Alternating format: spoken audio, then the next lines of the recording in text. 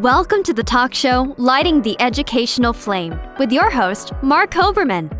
The goal of this show is to provide a learning experience to people of all ages, with guests from various fields and academics, a wide range of industries, and insight into the many forms of art, athletics, and entertainment.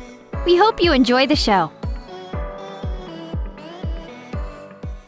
Today's special guest is DC Glenn from the hit 1990s duo Tag Team. Whoomp, There It Is was a major hit, and so is DC's Geico commercial, Scoop, There It Is. DC talks about music, business, and more on today's show. Hello and welcome to the talk show, Lighting the Educational Flame, brought to you by Great Success Education. I am your host, Mark Hoberman. My co-host today is radio veteran Susan Brender. How you doing today, Susan? I'm just doing fine, and I'm excited about this show. Oh, we should all be very excited because today our very special guest is businessman, member of the hip hop rap duo Tag Team. He's now also a television commercial star, DC Glenn. DC, welcome to Lighting the Educational Flame. How are you good people doing today? We're doing great. And it's a special show for me because I taught for 33 years, but I started in the late 80s in the Bronx, in New York, teaching in the Bronx. And, you know, when you're a kid and you go to a dance, you remember that one song that meant something, but oh my God, Whoomp, There It Is. This defines a culture. Yes, I'm looking at you and I'm getting flashbacks. Some not so good about my job in the Bronx, some wonderful in the classroom, but listen, you the man. So DC, let's get right into it. Yes, sir. You and Steve Rowland, you met in high school. Yeah. There was no way you could have known then this enormous impact that you have in the early 90s. Nobody could know that. What was high school like for you as a teen? Actually, it was beautiful though, because you know this. We grew up in the beginning of hip hop. So we saw it evolve. And we saw it evolve not from a perspective of we're looking at it evolve. We saw it from a perspective that we're a part of it. We're living it. We're breathing it. We're the essence of it because we're the youth of that generation, right? That's right. So me and Steve met each other in high school. Steve had a band that played in the choir. I wanted to be in the band because, you know, I took trumpet lessons and the piano, the stuff that the parents make you do when you're a little kid. I did that already, but I didn't find my musical way till I saw Steve in the band. I wanted to be in the band. I worked in the truancy office and I heard beautiful music coming from down the hall. So that was Dr. Joyce Davis in the Bolt Vibration choir at Manual High School. I had to be in the choir. And then my first high school dance, I'm looking at these kids DJ with two turntables and a mixer. I'm like, you can do that with a turntable? And I immediately went home and wrecked my dad's turntable, right? And messed up all his records, right? But yeah, I learned how to do all three and became masterful at all three over my life. And it has served me well. And that's what life is about, doing what you love. You know, DC, I'm very interested. You're working, you know, you're talking about kids and you're talking about hip hop. And there was a time, I mean, I guess when we were young, that we listened to lyrics and we heard the lyrics and we really could sort of respond to it made you feel really good. In fact, it transformed me in different ways. Now, what I'm curious about is the music today is so different and the genre is different. How do you feel about it? I don't worry about it because I'm not in my emotions like that, right? That is an emotion that is destructive because if you're mad about what kids are doing today, that means you're mad about you're getting old. And that means you accept that you're getting old and not better. Right? It's a mindset, right? I don't worry about what they do because that's what they do. Like I have arguments with DJs all the time. They're like, man, these kids should be paying, they done messed hip hop up. And I'm like, how so? They should be paying homage to you guys because you guys started it and blah, blah, blah. And I'm like, yeah, they don't owe me nothing. I said, this is their time. It's like, still, they should pay homage to the forefathers. And I'm like, dude, they wouldn't even know how to do that. Right? There's no instruction manual on how to pay homage to the forefathers. It doesn't work like that. And I said, even better, when you were making hip hop back in the late 80s and 90s, were you checking for Chubby Checker and Fats Domino and all them? No, you were doing hip hop because it was your time and it was your thing. I said, you are so wrapped up in that you don't even realize you have something that these young kids will never have, which is experience. Right. And and it's cool to learn what they know how to do, because you can double that up with experience. And now you have something custom to you that is 10 times better than what they could ever do as being kids, because youth is wasted on the young. Yeah. I mean, it's just true. All three of us know that. This is preaching to the choir time. Yeah, unfortunately. But exactly. I think that's a phenomenal answer, but I don't want to downplay what you did, because even back then, you broke a lot of stereotypes about the hip hop genre by showing that there was more to hip hop than derogatory lyrics. Yeah. So, but what? Talk about you now. Why was that so important to you? Because I had two parents that loved me, and I respected them so much that I wasn't going to go out there and just be a fool. Like, they didn't raise me to be a fool, right? They didn't raise that. You know, I've had a wonderful upbringing. I had a 2-parent household. We had a family. I have never not known love, right? But I grew up in the streets with my friends, right? And the lessons that I learned, I would teach them. And think, you know, everybody thinks that Whoomp There It Is this clean, wholesome record. But Whoomp There It is about the same thing that all the other rappers talked about, just without cussing. Right. Yeah. Do you see the magnitude of the difference? Because if we had a cussed and just been cussing, I wouldn't be sitting here talking to you today. But because we didn't cuss, that record has stood the test of time. We get to go places where nobody gets to go to. We get to do shows for people who wouldn't necessarily want us to come because we're rappers and we cuss, right? So that has served me. I mean, don't get me wrong, we used to cuss like sailors back then. And we used to cuss in records back then. And Whoomp There It Is has cussing in it, but nothing just, oh my God, I can't believe he said that. Right. If we use cuss words, it was in a slick, methodical kind of way. Kind of if a comedian doesn't cuss a lot, but when he does cuss, there's relevance to it, right? And you just you keep it PG-13, man, right? And that's what we did, and it just blew. And because it was a clean record, movies, television shows, commercials, ad agencies are always going to sync it, because they can put it out there in America and feel comfortable that people's kids, you know, comfortable that their kids are not going to learn something bad. Yeah. So that's why it's in all kind of commercials. That's why it's in movies. It's the reason Geico called us, right? It's the reason that Geico's giving us our own ice cream. Ooh, baby, scoop, there it is. There it is.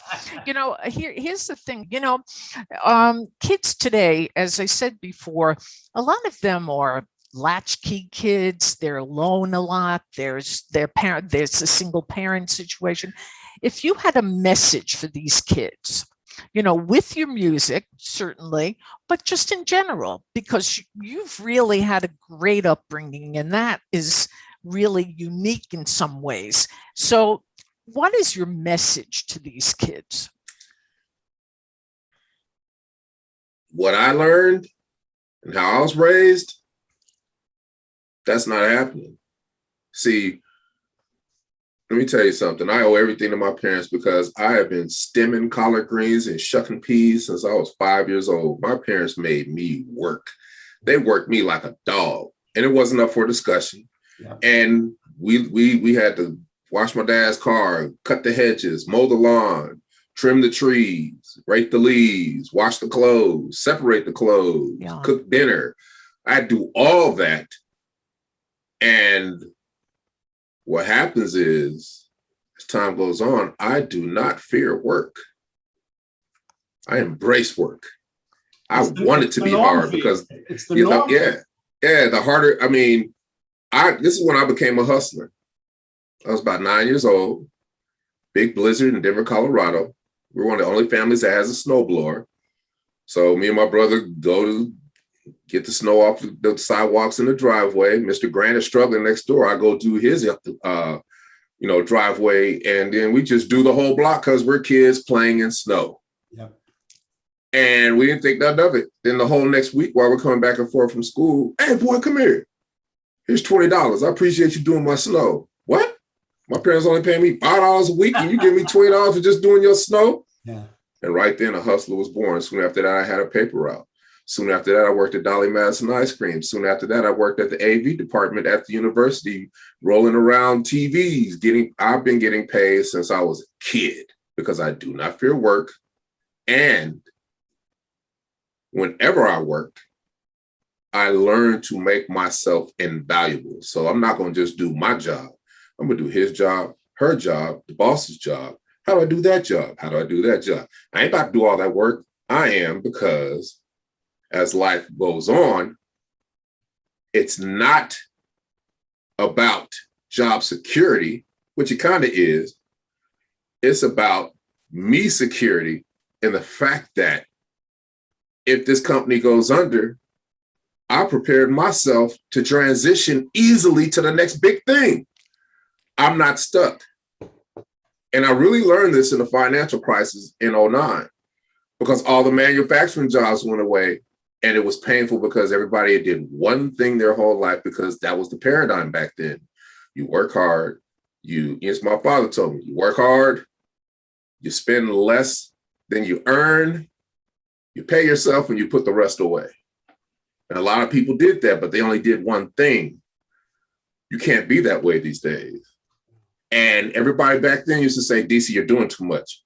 You can't do this. Why are you doing this? You pine in the sky and you always got these dreams.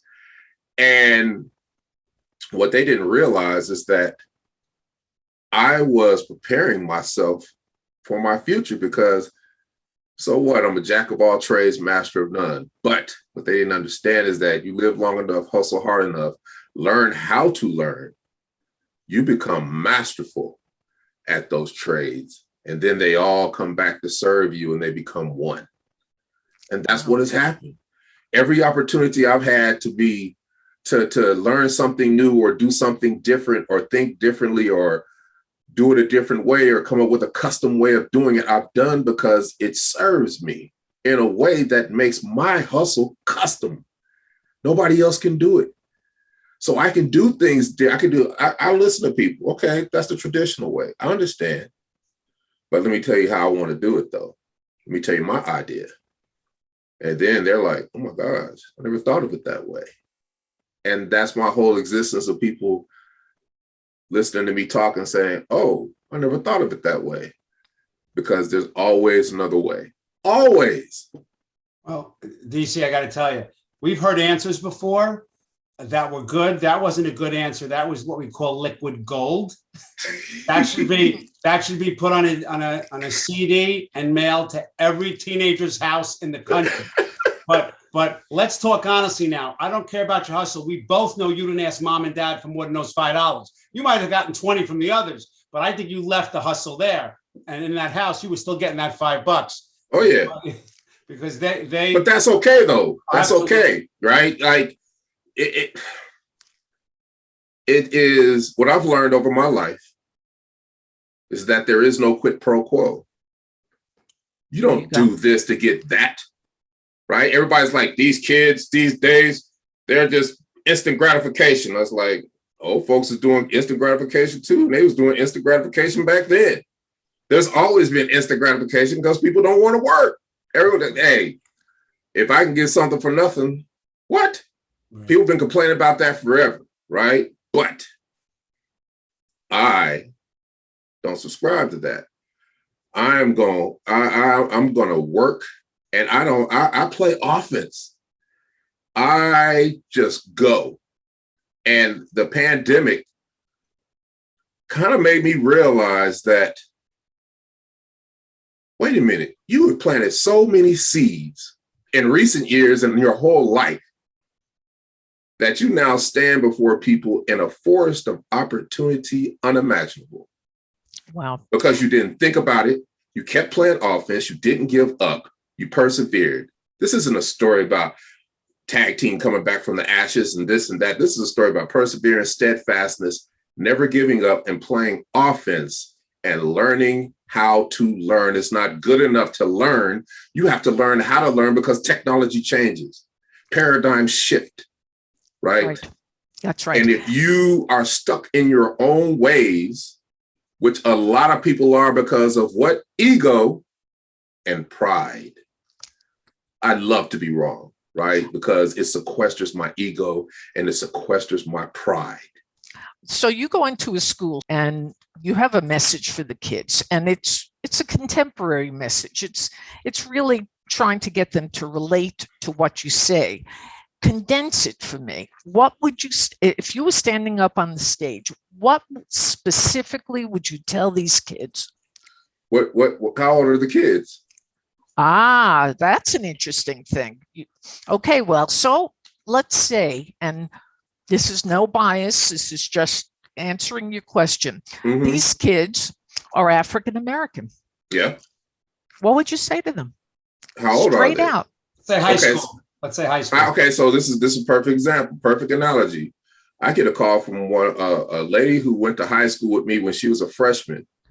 And she said, DC, what message do you have for the kids that are graduating in the class of 2021? And I was like, okay, if you had to tell them one thing, if you had to tell your former self when you were in high school, what would you tell yourself? I said, okay, this is what I would tell them. I said, if there's anything you want to learn, anything you want to do in life, join an organization, association, or society. Because those entities are filled with people of a certain profession who have been doing it for 10, 20, 30, 40, 50 years. And they're in that organization because they've developed all the resources, all the financial resources, all the wherewithal to help you get to where you need to if you're a member of that organization and stay on top of that game. And if you do that, you can get a college education in 2 weeks. And then the rest is up to you because you've got all the resources, you know if it's for you or not. And every time I get stuck, that's what I do. And perfect example, Geico commercial, you do a Geico commercial, you're on tour forever. Yep. But we're in the middle of a pandemic. So what am I going to do? Well, I got to make something out of this. Let me get a publicist for my acting and my voiceover. Well, we kind of don't know what to do. We're at home. We usually do a junket. They gave me every reason why they shouldn't instead of one reason why they could. And I said, okay, thank you. And then I joined the Public Relations Society of America. I'm going to be my own damn publicist. And I'm in two days in, I'm on a Zoom call with this big CEO of this PR firm. And I got a press release, it's Super Bowl week. And I'm like, are press releases relevant? They're like, what's it for? I'm like, well, I'm kind of featured in a Geico commercial called Scoop. There it is. I look at the chat, blew up the entire Zoom call. What's he doing there? That's not him. That couldn't be him. Right. I love that commercial. Oh my gosh. And the moderator's like, we'd like to welcome you to the Zoom cast. We're going to talk about that commercial after. Back to his question. The CEO was like, of course, because the whole last year has been COVID. Every story's been doom and gloom. Every story's been political.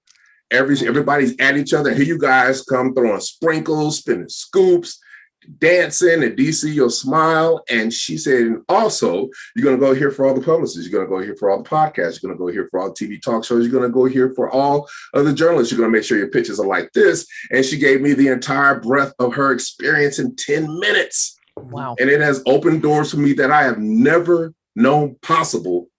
And it is the reason that you and I are here talking now.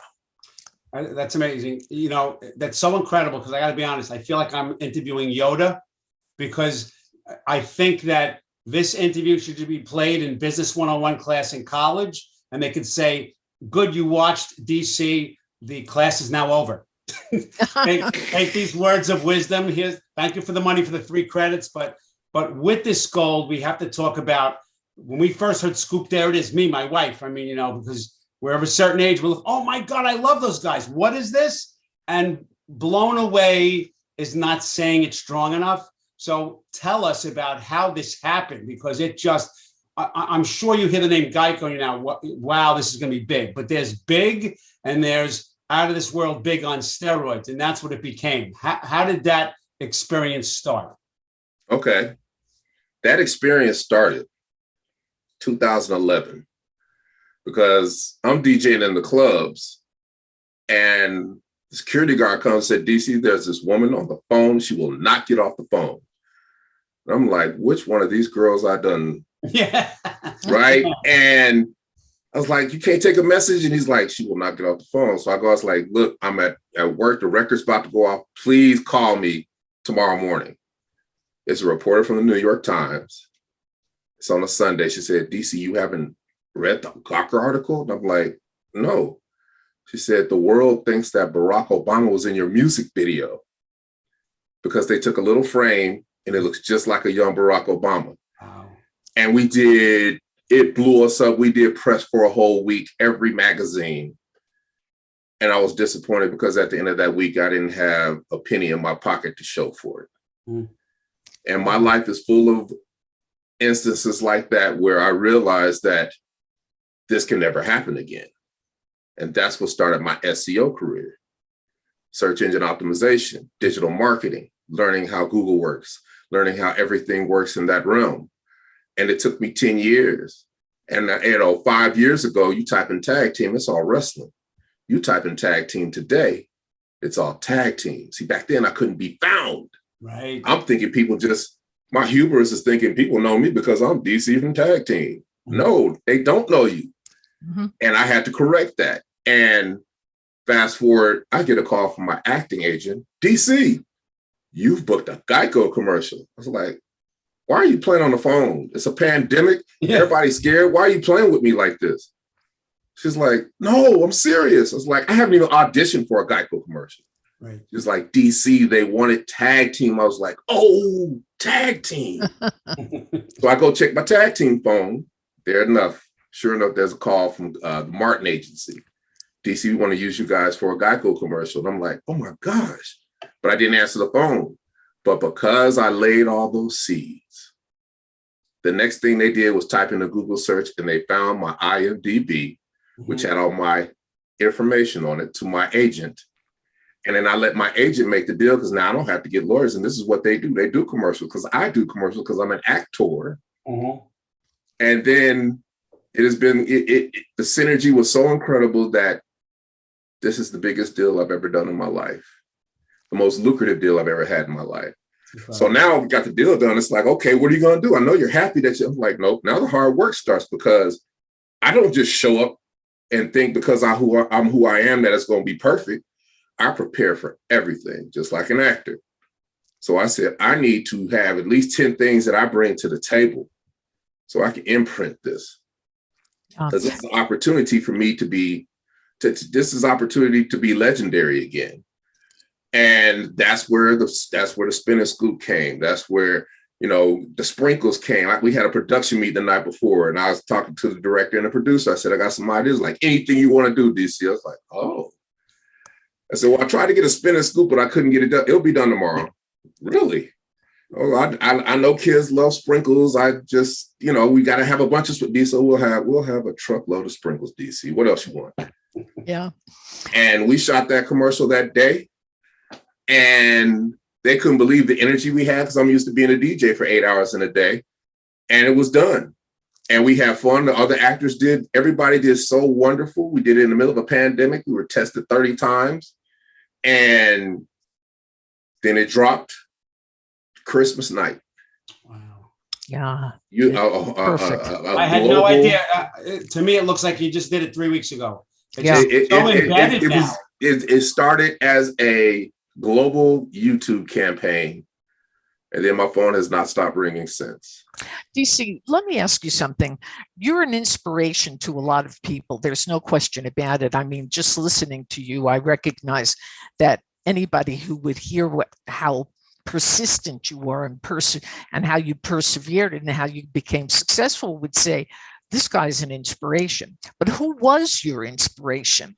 Because you talked all about your parents and how they instilled in you an ethic, if you will, a certain kind of attitude. But who is your inspiration? Everybody, right? Because I've worked in clubs all my life. And being in a club, being a DJ at a club, you're standing in the DJ booth and you see everything. But I don't see what everybody else sees because I'm learning what not to do, right? And when you learn what not to do, that bridges the gap on what to do. So that's my inspiration for a lot of things, is that I think different because I'm looking at somebody and I'm like, oh, don't do that. Don't do that. Don't do that. I have conversations with people. They tell me what they don't like. I'm listening. Don't do that. Don't do that. Don't do that. Right. And, you know, there are people who inspire me. It's hard for me to say who, you know, my father inspired me. Dr. Joyce Davis inspired me because she taught me how to sing. Alice Langley. See, I had ladies in high school that took care of me. They kept me straight. The women in the church kept me straight.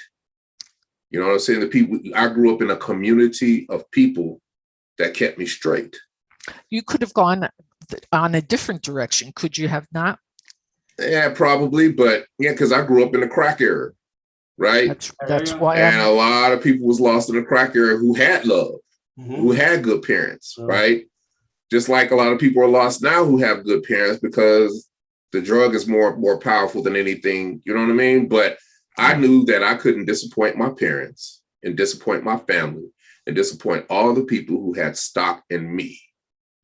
Well, that was my inspiration for years. And then just certain things that my father would say to me. My father sat me down beginning of Whoomp, There It Is. He was like, look, when I was young, your grandmother wouldn't let me hang out with my friends and do my thing because all my friends had the Cadillacs and the girls. But my grandmother was like, you going to school, boy. And I'm grateful because now I'm the one who got the Cadillacs and they all broke. He said, enjoy Whoomp, There It Is, but don't let it drive you and don't chase it. And that's what I tell cats. I'm like, look, they'd be like, DC, put me in the game. I'm like, okay, I got a book for you I want you to read. If you read this book, come back and holler at me, I'll give you the next piece because I need to know you're serious. And if you can't read or don't want to read, I got a video for you. Yeah. And I can tell you 99% of people don't call me back because they think I'm about to tell them some old star stuff. But the person that does, they still don't understand it, but I know they tried.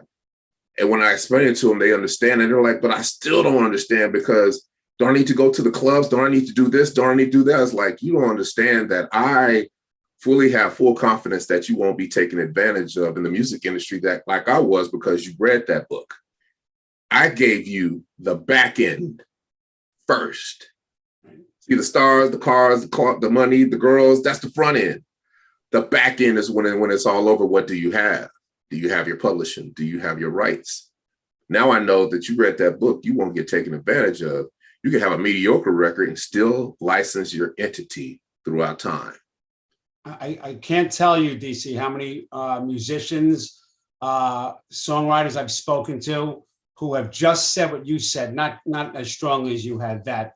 It's a business. A beautiful voice, great song. I mean, my grandfather wrote shows in the 1950s, One Step Beyond, Already Young show. He had his own publishing company. So although it was only a small piece, I would see little snippets of money for the writer's share, the publisher's share. If you have a great attorney, they said, you need to be the publisher. He said, okay, what's a publisher? And this was 75 years ago. Exactly. So you know, the words of wisdom, they just don't end. And we're coming to the end of what has been one of the most enlightening discussions. Forget about interviews. One of the most enlightening discussions I've ever had. I'm really frightened to ask this question, but I have to ask it. What is next for DC Glennon?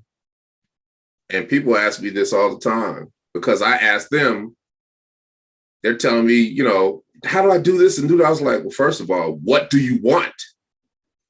Huh? What do you want? And they can't tell me. And then they try to flip it back on me. Well, DC, what do you want? I'm like, I want it all. Very wise. Very wise. Right? I want it all. And people's like, it's just funny because the traditionalists are like, DC, you can't do everything. You can't have it all. You can't do everything. You just can't. I said, you know what? You're right. But I sure enough can be prepared for everything. They're like, you know what? That makes sense. And what they don't realize is that the thing they just disapproved of is the thing they now approve of, said a different way, because preparation is doing everything.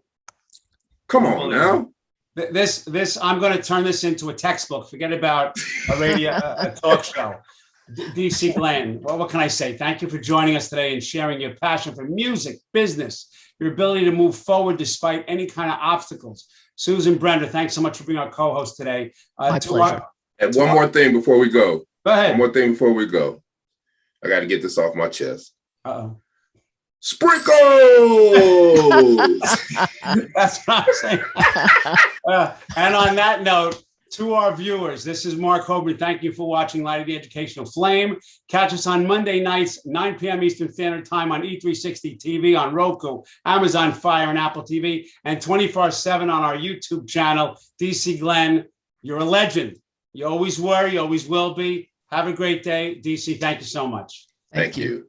Thank you for watching Lighting the Educational Flame. To contact Mark Hoberman, email him at info@gradesuccess.com or visit him on social media through Facebook, Twitter, Instagram, and LinkedIn. Thank you for watching Lighting the Educational Flame.